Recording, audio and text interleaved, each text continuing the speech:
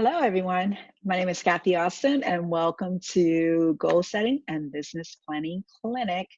This is not a live class, this is a recorded class, and I do apologize for the background. It seems so pixelated here, simply because this is the setting that I'm in, and I think the colors are clashing with what I'm trying to do, but I did not want to work out of my office today, so I'm working out another area of my house.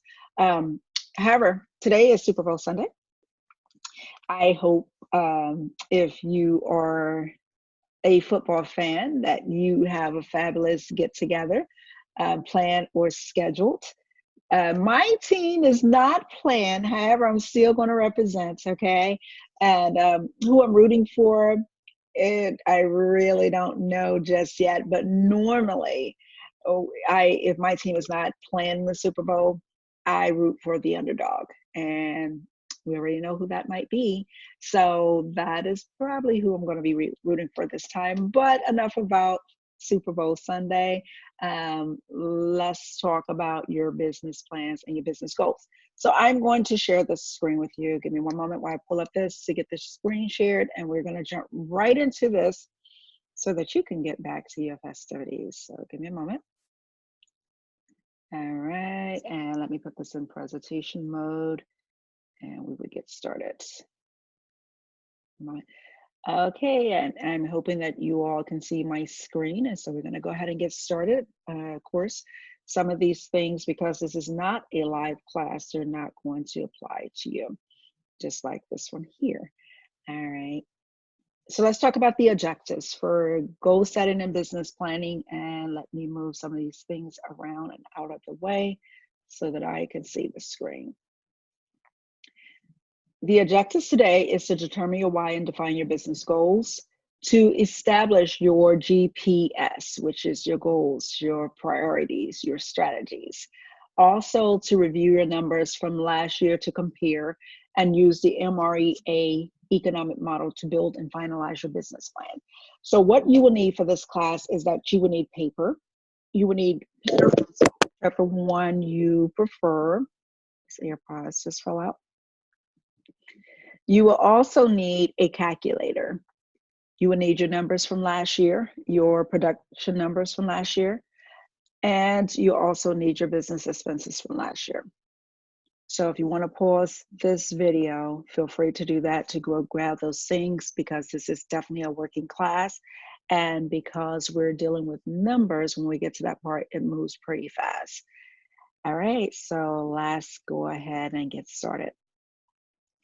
One of the things that you always want to kind of locate yourself and figure out exactly where you are to determine whether or not you are running your business like a salesperson or a business owner.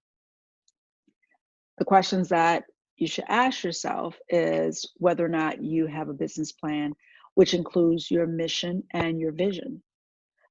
Are you incorporated, or are you operating still as sole proprietor? So do you have LLC? Are you S Corp? You know, how is your business formed? Do you take a salary? A lot of realtors, when the commission comes in, they take that check, they take the full commission versus paying themselves a salary and, you know, taking a portion of it and placing the other funds or allocating the other funds wherever they need to go, whether it's marketing, whatever it needs to be.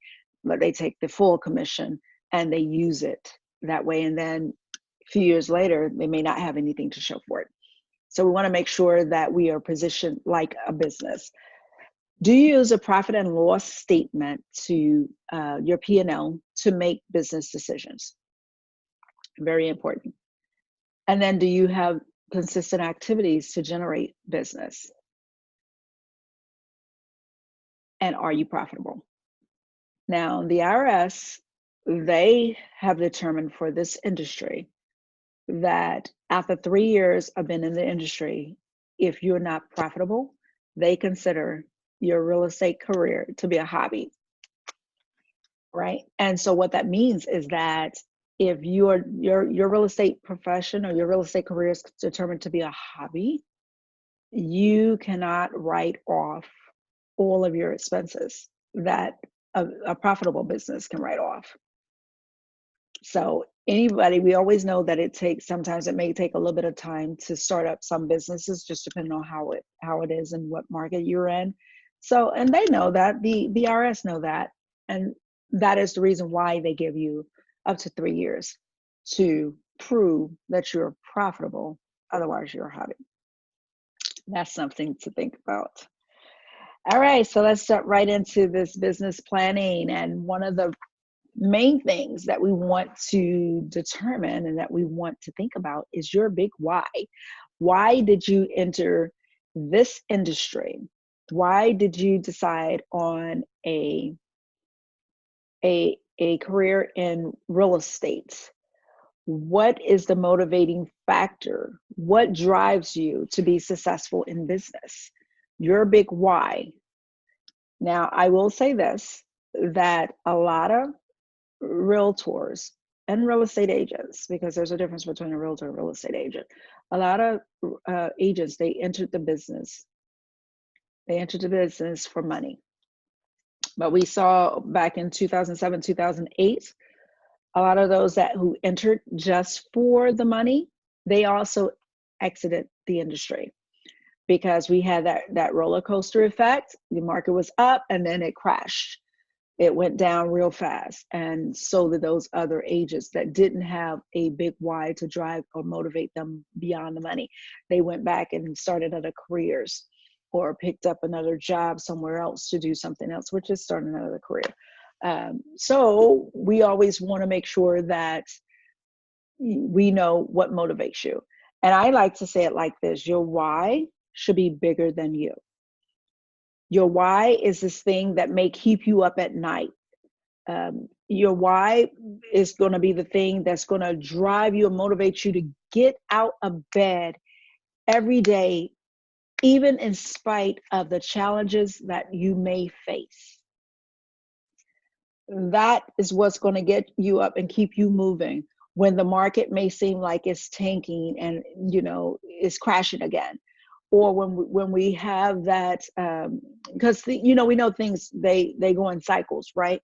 So when we have those situations that come when it doesn't seem like you can, clients are coming your way or your transactions are falling apart, what motivates you? What drives you? You want to determine that. So one of my big whys, and I'll share this, I don't mind sharing this. One of my big whys is that, most people know that I love God and I love people, right? And I love real estate. I love God, I love people, I love real estate, I love teaching, I love training, right? So one of the things that motivates me and drives me is that me as a professional, I like to look at my career and my business as marketplace ministry. And so I love helping people to create generational wealth. That is my goal. I also want to be able to help to finance the kingdom of God. And I am so unashamed, and I will share that with you because I love God and I know who I am. And that doesn't have anything to do with anybody else. This is my big why. So I'm talking about me, and it's okay for me to talk about me, right? So I love God, and I want to be able to help shape and help to affect the kingdom of God. And what that looks like is loving people and helping people to get to their next level of wealth, whatever that may look like for them, but to be a major blessing in this industry, to be a major blessing to people, because that's what I believe I'm called here and placed in this earth to do. I am placed here, positioned here to be a blessing. I know that there is a scripture references that we're blessed to be a blessing, right? When God blessed Abraham, he also said that till all families of this earth have been blessed. So for me, that's one of my big whys. Now, I'll share another one of my whys is that I grew up in a household with a lot of, uh, it was 10 of us. Oh my gosh, that was a lot of children. My parents had 8 children, and it was 10 of us. And, I saw how my family, the struggle was real for them, for my parents to, working 2 and 3 jobs to try to keep everything together, and it was a challenge. And as a child, I saw that, and I was like, I do not want that to be the cycle that is repeated in my household once I get out and go off on my own. I don't want that to be that same cycle to be repeated. I saw that there, and that sparked something in me, this drive, uh, to to be better, to break the cycle for my family, where we don't have to ever experience what maybe my father, my mother, my grandparents may have experienced. We don't have to experience that. So that motivates me and that drives me to leave a legacy for my family, and so that and also to train and teach them so that they can leave a legacy for their family. Because there's a scripture reference that says that a good man leaves an inheritance to his children's children. So not only are you leaving an inheritance for your children, but you're leaving an inheritance for your grandchildren. And then your children in turn would turn around to do the same thing and perpetuate the generational blessings versus the generational curses. So what motivates you? What drives you? Think about that. You can pause the video and write that down. Moving on, let's talk about your SMART goals. I know you have heard of this before, so goals need to be specific. What do you want to achieve? How will you measure it? It needs to also be meaningful. Why is this goal important to you? It needs to be action oriented. What steps will you take to achieve this goal? It also needs to be relevant. Does it support your big why? And that's the reason why we have to determine what the why is so that we can measure your goals against your why. Otherwise, you may just be wasting time. And then it has to be time-based. What date do you want to achieve this goal by? Okay, we're going to move on. All right, so this is where we're going to get down and we're going to talk about this 135, which is the GPS. And I consider this your roadmap to success. Now, we all know what a GPS looks like. We have them in our cars, on our cell phones. We have our GPSs on our cell phones. They are created to get us from point A to where we want to be. So typically I would say point A to point B, but actually sometimes we go we go point Z, multiple places. So they get you from point A to where you want to be. And so this GPS that we're talking about, your goals, your priorities, your strategies, the same thing. We're going to talk about one main goal, and then we're going to determine 3 priorities to accomplish that one main goal, and then 5 strategies to accomplish the 3 priorities. All right, so let's get started. I'm going to show you an example of that. In this example, and since we're talking about business planning, for real estate professionals, we're talking about your goal, what you want to net, your net income that you want to net, not necessarily the GCI, but your net income here in this example. All right, so let's look at this goal here. Here's the main goal. The main goal is $150,000 to net $150,000 a year. And the reason why these 34 transactions is because we already did the math. And for this particular example here, did the math and it equated to 34 transactions. So let's look at how this flows. Priority 1 for this agent, and I'm just going to call this agent A. Agent A wants to net $150,000 a year. So the first priority is that agent A wants 60% of his business to come from his sphere of influence. How does he plan to do that? He got the priority. Now he's going to create and implement a touch campaign. He's going to do 5 daily contacts. He's going to have place phone calls quarterly to his sphere of influence, because that's what we're talking about, the sphere of influence, if you can see this here. And then he's going to do a client appreciation event. And he's going to continue to add 10 people to his sphere of influence weekly, add into his database. Priority number 2, Agent A would like to prospect, and out of prospecting, 20% is who he's targeting for prospecting and for these activities. So the activities that he's going to do is 5 FISBOs or expired contacts daily. He'll end up contacting those. Create the expired FISBO touches. 10 just listed or just sold contacts per day. And the contacts could be whether it's email, postcard, phone calls, text messages, social media, as long as somebody is responding. But I don't know how the social media will really play out for that one unless they are actually hitting you back with the message.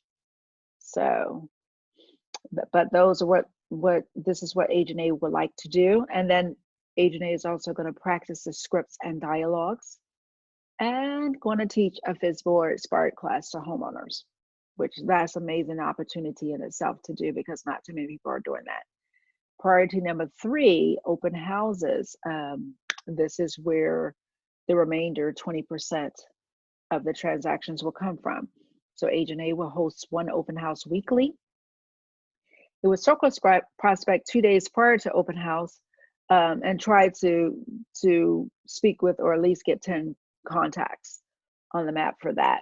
And then develop or implement an open house follow-up plan of action. That's what POA stands for. And do touches for the open house community at least once a month. And also practice the scripts and dialogues to perfect and overcome objections. Okay, so that is what a GPS looks like. Now I want you to pause the video and I want you to go ahead and do the work. Okay, I want you to do the work and just have to answer that call really quick. All right. And so now this is where we're going to be looking at your numbers. So let's get those numbers pulled out. But before we do that, let's talk about a budget. I put here that great budgets make great dollars and cents, right? I like to play red light, green light with my money. If I have system of tools that I'm already paying for in my membership or whatever the case may be, and me being a part of the organization, I would like to use those systems and tools before I go out and typically generate or buy something else outside of maybe a website or and the things that, like, you know, your domain names and stuff like that. But as far as lead generation, other lead generation tools, I'm going to try to exhaust what I already have. The systems and tools, I'm going to leverage that first before I go and purchase other systems and tools, because I always like to hold my money accountable. In the past, I have paid for lead generation systems and things of that nature and got a whole bunch of dead leads, leads that wasn't scrubbed, you know, things that wasn't valuable to me. And it was a lot of waste of money. So I decided that I'm not going to do that this time. I'm going to use what I have, and I determine what works best for me. Now, if you have something that you're paying for and it's working for you, great. As long as you hold the money accountable and make sure it produces, right? But I always like to lead with revenue. So I definitely recommend that you do not go into debt trying to fund your business. Not wise at all. You know, the goal is always to minimize your expenses there and leverage the systems and the tools that you've already been given. Okay, moving on. All right, we're getting ready to get into it. Don't know how many of you have ever read the Millionaire Real Estate Agent. It's a reference book, a resource book. It's still a great book there, but the economic model comes out of that. So let's go over some definitions to define what we're going to be talking about. I truly believe that the power to define is the power to fulfill. So we need to know what these things look like. So gross commission income is the total amount of money paid on the transactions for the year. The cost of sales. This is the cost of making or acquiring the sales. So this means that we're talking about your commissions, we're talking about splits to other members involved, like referral fees. We're talking about actual referral fees. We're talking about, well, royalty fees. If that is where you are, we know in this organization where I'm posting this video today, we don't have royalty fees, but other organizations may have royalty fees there. So anything that was required for you to make or acquire this sale. All right, and then everything else, all your other expenses, business expenses, fall up under operating expenses. That's going to be your rents, your marketing, salaries that you pay other people, like people on your team, that you pay admin, all that good stuff, your supplies, advertising, all the other things. So anything else outside of your commission paid to your broker, the commission and splits paid to members involved in the sales, the referral fees, royalty fees, cost of sales, everything else, operating expenses. Okay, and then net income is the amount of profit your business earns. All right, we are moving on. So let's determine your economic numbers. Now, I just put it this way so that you can see it clearly. So GCI, if we're looking at this pie here, you can see this pie here. This pie, this full pie represents the GCI. And the cost of sales here, this right here represents the cost of sales. And this may represent your operating expenses. And then this will be your net income. Now, these numbers don't have to be 40, 30, and 30. This could be 60. And this could be, let's see, for you to do the cost of sales, this could be 60, this could be 30, right? Which is 90, and then this could be 10%, or this could be 50, and this could be 20, you know, that's 70, and then this could be 30%. So it just depends on your business and your numbers, your business expenses. You have to be able to determine what that looks like, okay? So, but for this example, this is how I used it. But when we're going through the numbers, make sure you plug in what your numbers look like, because it could be different from this. All right, so now we're going to get into this math. I love math. I love math. I love playing with numbers. At one point in time, I thought I should have been an accountant, because I do love playing with numbers, even though on that last screen there, I didn't go too fast with that. But that's just because I just had this full meal. And I'm doing this class, but it's okay. All right, so let's determine what your net income should look like. All right, we're gonna look at this. So one of the first things that we're going to do is determine the average sales price and commission in your market. So the first formula we're gonna take to determine the average sales price, we're gonna take the total sales price volume. We're gonna divide it by the number of transactions that you did last year, and that's going to give you your average sales price. So take your volume, and for this example, we're using this $4,338,718, and we're going to divide it by 15 transactions that was done last year, and that's going to give the average sales price of $289,248. Go ahead and plug in your numbers. All right, so now we're going to look at the average sales price. Right here, you're going to take the average sales price that you just determined. You're going to now multiply that by the average commission rate, whether that's 2.5%, 3%, 3.5%, whatever it is for your market. You're going to multiply the average sales price, whatever you got here, by your average commission rate, and that's going to give you your average commission that you make per sale. Okay? These two numbers are important, so make sure the numbers that you got here, that you have them at the top of your page and you know what they're for. So you got your average sales price, your average commission. Let's move on. All right, so now what I would like for you to do is, on your sheet of paper that you have, I want you to leave some space up top because we're going to work with some numbers up top there. And then I want you to do the list side, just put list side and buy side here. And we're going to work some numbers. Okay, so let's get started. All right, so we talked about over on that one screen, what was your net income? What do you want to net? What is your goal? Is it 250? Is it 150? Is it 500,000? Is it $1 million? Is it 100,000? Is it 60,000? What would you like to net for the year? We're talking about your net income for 2020, and this could be your fiscal year, or this could be your the actual year. But just for the purpose of this, we're gonna say your actual year 2020, but it could be your fiscal year. Okay. All right, so now that we're going to take your net income, you have determined your cost of sales. What does it cost? What's the cost for you to acquire the sales over the year? So what was your numbers for last year? What did you pay your brokerage company? What referral fees did you pay out? What other fees did you pay? That's your cost of sales, all right? We're then going to add, so we're taking your net income, we're adding it to your cost of sales, and then your operating expenses. What were your operating expenses for last year? Okay, and that's going to give us the gross close income, total GCI, right? This is the total GCI that you're going to need to net 250,000 for the year.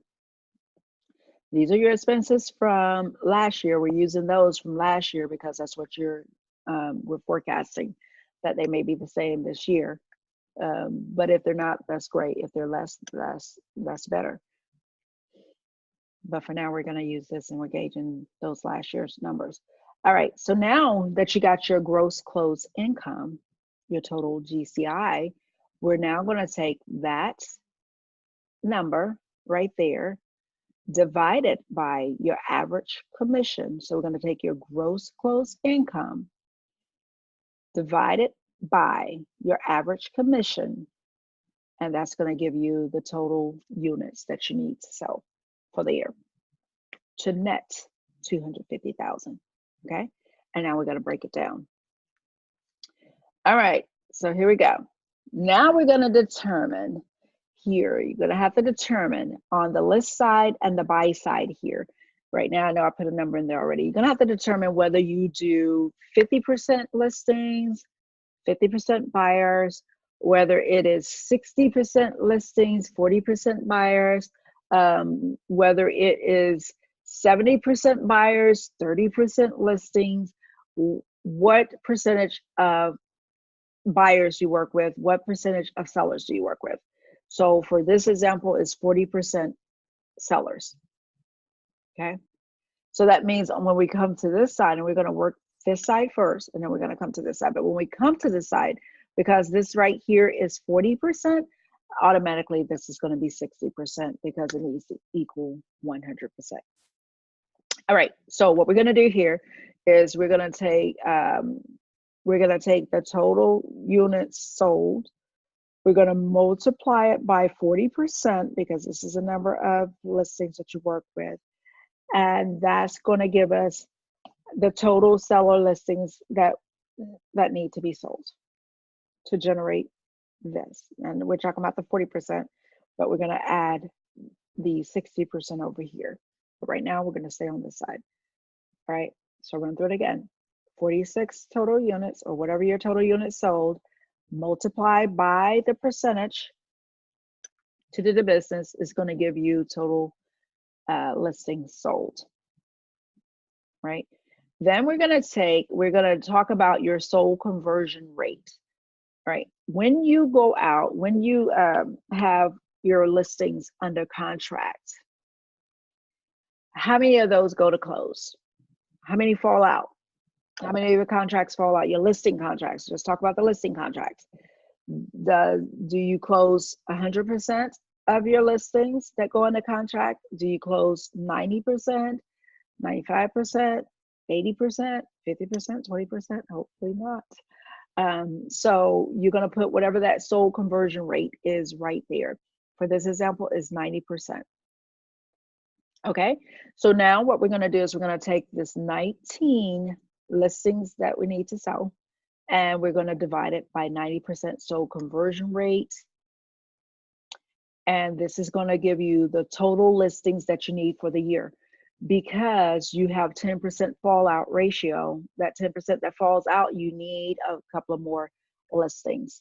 This is the total number of listings you need to sell, but you need this total for the year just to counteract the fallout, right? All right, so now we're going to determine your appointment conversion rates. When you go on a listing appointment, how many of those appointments do you convert where they sign the paperwork? What is that rate? Is it 75%? Is it 50%? Is it 90%? Is it 100%? Every listing appointment you go on, 100% sign, or 50% sign, 25% sign. For this example, we're using 75%. So now you're going to take your total listings that you need, that are needed for the year. You're going to divide it by your appointment conversion rate, and that is going to give you the total listing appointments that you need. This is listed appointments that you need to go on, right? So I don't want you to get that confused for the listings needed for the year. These are the appointments that you need to go on because you have a fallout rate of 25% where you may not get the listing. Then you have to go on at least 30 listed appointments for the year, okay? So now we're going to take that number, listed appointments needed, divide it by 12 months, and that's going to give you how many monthly appointments you need to go on,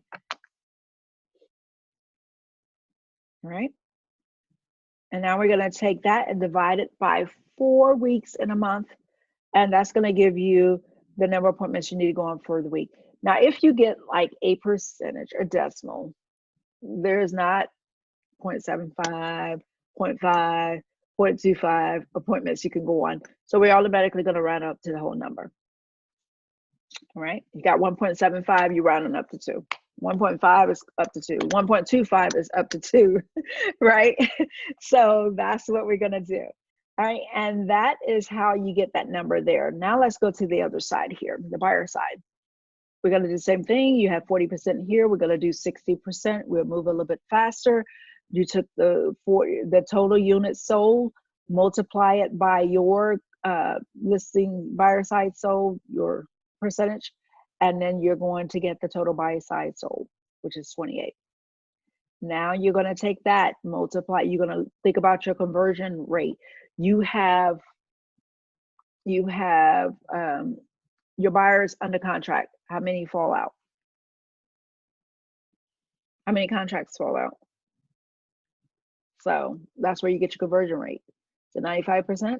Do you close, the 5% fall out? Does 20% fall out? Go ahead and put that number there. Now take the total buyer side sold divided by the conversion rate is going to give you the total buyers needed for the year.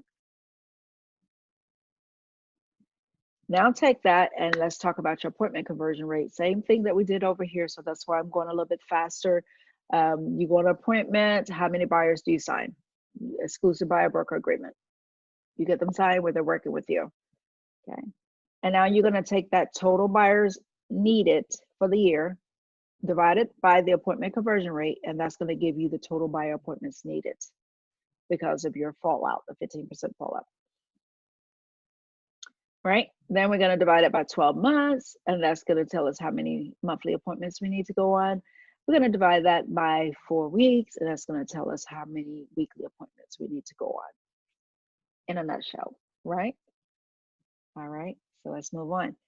All right, so now we're going to take those numbers that we just determined on the other page there, because you've written them down, and we're going to look at some other formulas. So I labeled these A, B, C, D. You see the letters there. I labeled these so that we can, when we're doing this formula here, you know which numbers, what we're referencing here. So let's talk about the number of transactions desired, which we already determined, really. That's just taking the gross commission income goal and multiplying it by, or dividing it by the average commission. And that gives you your That gives you the transactions, number of transactions desired. The volume goal. So what we're going to do is we're going to take the average sales price and we're going to multiply it by the transactions there. And that's going to give you your volume goal. Right? So y'all saw that? We took the average sales price, we multiplied it by the desired transactions, and that's how you come up with your volume goal. And now we're going to look at the contacts in your database. Just put how many contacts you have in your database, whether that's 225, whether that is 100, whether that's 1,500, 2,000, 10,000. Let's look at the number of people required in the database. We're going to take the gross commission goal and divide it by 1,000. All right, and I apologize. You know, I didn't change this number out here. This is the gross goal, but I think I was, and I didn't even change it out here. I think I was working with another agent on this, and we was actually going through it, and I was putting their numbers in. So anyways, let's just make sure you take your gross commission goal, whatever that is, just make sure you take your gross commission goal and put it in here. And I do need to correct that so that that can reflect the right numbers so that I'm not throwing you all off. All right. And then let's see the number of people that you need to add to your database. You're going to take G, what's here, and you're going to subtract it from the people in your database. And so this is what you get. And if you have a negative number, that's okay, because that means you should meet your goal. Now let's look at the conversations required. And this is where people get, they get a little concerned. But I think you should be having conversations all the time, wherever you are. You're taking H and multiplying it by 50. And that's going to give you the number of conversations required. How many weeks will you work this year? Most people work probably about 46. You want to take into consideration the holidays, birthday, graduations, vacations. So determine how many weeks you will work this year. Right? And then how many days per week will you work? Will you work 5 days out of the week? Will you work 6 days? Will you work all 7 days? Determine how many days per week you're going to work. And then we want to determine the days worked this year. So you're going to take J, which we just determined the weeks, multiply it by K, the days that you will work, and this will give you the days that you plan to work this year. Now let's look at how many conversations you need to have per day. You're going to take the number that you got here, and you're going to divide it by the days that you will work this week. And that's going to tell you how many conversations you need to have per day. So much easier. You only need to talk to 4 people per day, right? You know, when you break it down, and that's the reason why we do the math, because when you're just looking at, oh, I got to have 750 conversations, that can look like it could be overwhelming. But when you break it down and you do the math, it's really something that you can manage. All right, so let's look at the people that you need to meet per year. Now you're going to take H, which is over here, this number, and multiply it by 35. And again, if it's a negative number, that means that you're okay. You have enough people in your database to meet your goals. All right. And there we have it. Okay, so now what we're going to do, I put this in here, the capping formula. If you are at the company that I'm at, or you can use it anywhere, but let's just look at the capping formula. So you're going to take your average sales price times your average commission, which is going to give you your average gross commission. So now we already determined what the average sales price and the average commission was. Now we're going to get your average gross commission. And then we're going to take your cap rate divided by the company dollar paid per transaction is going to yield the number of transactions needed to cap. So your cap rate, oh wait, I'm sorry, I forgot, I have this formula coming backwards. So let's take your average gross commission and I need to fix this, so note to self. Average gross commission times 20%, because that is, we pay 20%. If you're in a, you're not with the brokerage company that we're at and you're paying 30% or 70% or whatever it is, 60%, whatever it is, make sure you put your number there. But the average gross commission times 20% equals the company dollar paid per transaction. So this is what that looks like. You took the average commission, you multiply it by 20%, and this is the average that you pay per transaction. So now you're going to take the cap rate, right? And divide it by the company dollar paid per transaction. And that's going to give you the transactions needed to cap. So cap rate is going to be 16,000 for the organization that I'm a part of. If yours is 21,000 or 30,000 or whatever it is, make sure you put your cap rate there. But if you're with the brokerage company that I am a part of, it is 16,000. You divide it by the company pay per transaction, company dollar pay per transaction, and that means that you only need 12 transactions to cap. You can do that, right? So easy. When you break the numbers down, you can see it. When you can see it, and that's the reason why we do goal setting and business planning, because when you can see it, it makes it so much easier to attain. And I remember Zig Ziglar, he said, how can you hit a target that you cannot see? So you want to write this stuff down. You want to figure out, we're figuring out your numbers so you know exactly what it looks like. And you're like, okay, I don't have to do 30 transactions. I could do 12 transactions to cap. Even though you do want to do 30 transactions, you don't just want to cap. You want to cap and keep on moving. You want to grow your business and expand your business, right? You want to go as high and as far as you can go, if that is your goal. Because some people may say, no, I only want to do 24 transactions for the year, or I only want to do sell one house a month. Agents have told me that before. So it's your goals. Your goals are your goals. It's your business. But the key thing is to remember, or not necessarily, but just however, the key thing is to remember is to have a plan, have it written out so that you can see it. All right, let's move on. So now we're going to go back and we're going to talk about those numbers that we had, the numbers that you were, weeks you were going to work, which we said 46 or whatever it is for you. And then the number of days that you were going to work per week, we have that there. And now we want to break down the hours that you're going to work per day. What is that? Is it going to be 8 hours? Is it going to be 10 hours, 12 hours, 5 hours? Write that down. And then this is how we're going to determine the hours that you will work this year. You're going to take pretty much, you're going to take C times B times A, all of this. Just multiply it times each other, and that's going to give you the number of hours that you plan to work this year. Now let's look at how much money you're worth per hour. If you were to break this down an hour, this says 2018, I need to update this to say 2019 or 2020. All right, so income per hour here. You're gonna take your 2018, this should be 2019, your 2019 GCI, and divide it by the number of hours worked this year. And that will give you how much money you are making per hour. If you were to go into an hourly wage, or even if even determining your salary, what salary will you pay yourself? So you get to determine what that looks like. And then your monthly break even, we're going to take the total business expenses divided by 12.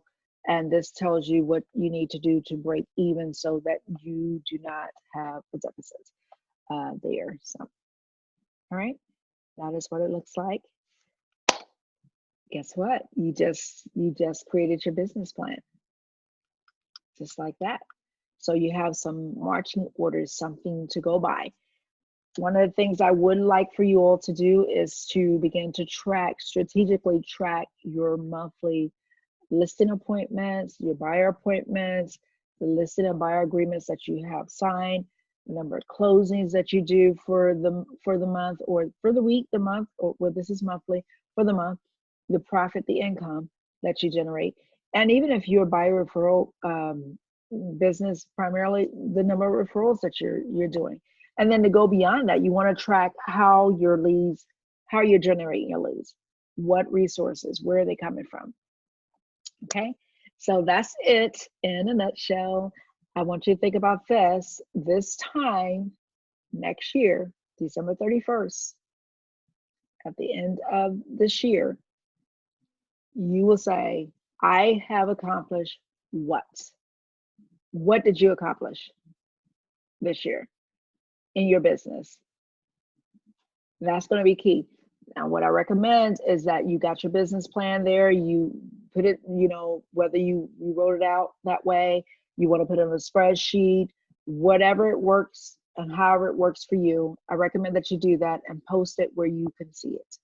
Don't have to be posted where everybody else can see it, but post it where you can see it, where you can refer to it, whether you have to pull it out of something, whether it's on your computer, whether it's pinned in your office, whether it's in one of your binders, whatever it may be, keep it with you so that you can refer to it frequently there, because I know that is key. That's key to be able to look at your plans, look at your goals, and measure where you are. Okay. Thank you so much for attending the video, for looking at the video. If you have any questions about this video, any questions about anything here with the numbers, any questions about anything that I taught here in the video today outside of the Super Bowl, you go ahead and you can contact me via Workplace, or those of you got my cell phone number, I'm always accessible, so you can contact me there as well. Let me know what you think about the video there.